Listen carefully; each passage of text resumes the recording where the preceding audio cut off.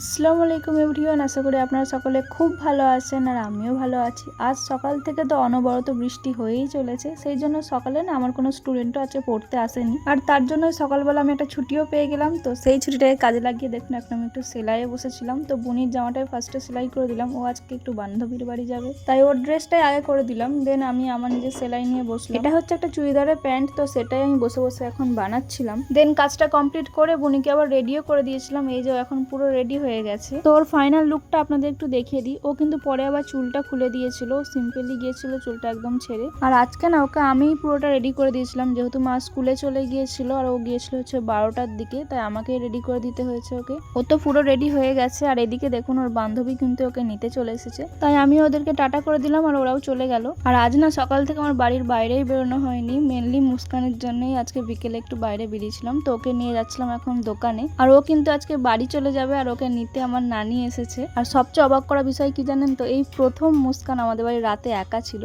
শুধু আমাদের বাড়ি কেন, মানে কারো বাড়ি থাকেনি ও কোনোদিন, আমাদের বাড়ি প্রথম থাকলো। তো বিকালবেলা আমাদের সবাইকে টাটা করে মুস্কান বাড়ি চলে গেল।